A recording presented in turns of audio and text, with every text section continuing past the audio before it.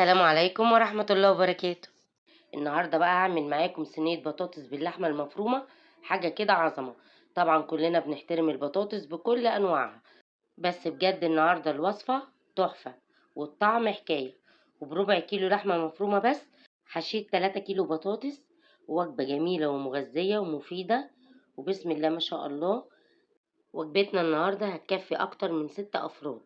ممكن تعمليها جنب رز أبيض، رز بشعرية، زي ما تحبي. انا هنا كده معايا حله على النار، هحط فيها كده معلقه من الزبده كبيره او معلقه من السمنه اللي عندك استخدميه. ومعايا هنا بصلتين، يعني فرماهم كده في الكبه فرم خشن، او تقطعيهم برضو مكعبات صغيره زي ما تحبي. وهنقلبهم كده لحد ما تدبل معايا. على طول هنزل عليها كده بربع كيلو اللحمه. اول ما اللحمه تتعصج معايا كده ولونها يتغير، هنزل بالملح، فلفل اسود، معلقه صغيره كده من البهارات السبعه، ونص معلقه كده من جوز الطيب زي ما تحبي، مش عايزه جوز الطيب براحتك. وبعد كده معايا معلقه كده من مرقه الدجاج الفوريه، وهقلب بقى كده. وهنزل عليها بنص كوبايه من عصير الطماطم، وهسيب الطماطم كده تتسبك مع اللحمه. وهيكون معايا قرنين فلفل رومي وقرن فلفل حراق، ومعايا كمان بقدونس، نص حزمه بقدونس كده ومقطعاهم صغير، وهنزل بيهم. وكده خلاص اللحمه بتاعتي كده جاهزه.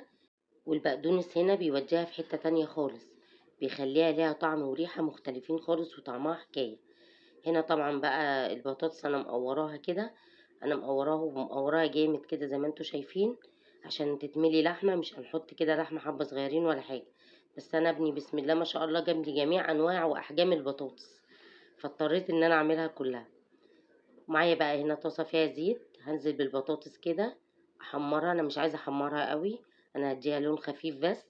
وبعد كده هطلعها ونحشيها ان شاء الله. لو وصلت لحد هنا يا قمر، ادعميني باللايك وكومنت حلو منك، وشير كتير عشان الفيديو يوصل لناس اكتر. انا مش عايزة البطاطس تتحمر قوي، زي ما انتوا شايفين كده. هطلعها وهي متحمرة خفيف كده، وبعدين هحط غيرها. وفي حلة تانية على النار هيكون معايا كيلو الا ربع طماطم كده معصورة في الخلاط، هنزل عليها بمعلقة فلفل اسود، معلقة كمون، معلقة البهارات السبعة، نص معلقة من جوز الطيب، ومعلقة من مرقة الدجاج الفورية أو مكعب مرق الدجاج. وهضيف عليها كوبايتين من المية، وهسيبها كده بس تاخد غلوة على النار. أنا مش عايزاها تتسبك، أنا عايزاها بس تغلي. وبعد كده هطفي عليها. بعد كده هكون محضرة بقى الصينية اللي أنا هحشي فيها. هيكون معايا معلقة صغيرة كده، هاخد اللحمة وهحشيها في البطاطس كده بالشكل ده. طبعا أنا مقوراها كده قوي علشان خاطر تتملي لحمة، ما تبقاش فاضية. يعني ما نفتحش البطاطساية نلاقيها فاضية ما فيهاش لحمة، لا البطاطساية هتبقى فيها لحمة كده وجميلة، وهتبقى جوسي وطعمها جميل.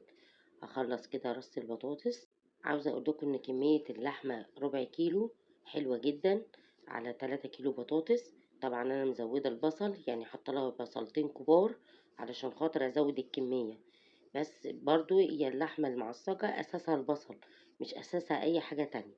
انا هنا كده خلصت البطاطس بتاعتي، وهنزل عليها بقى بالصلصة كده. وبعد كده هكون مولعة الفرن على درجة حرارة 180. هحطها على الشبكة في النص يعني كده. بصوا انا خلصت الصلصة، شكلها جميل ازاي. وهنا بعد ما طلعت من الفرن، بسم الله ما شاء الله، هي ما بتاخدش وقت خالص في الفرن، بس هي اول ما بتتشرب بصوا بسم الله ما شاء الله جوسي وجميلة.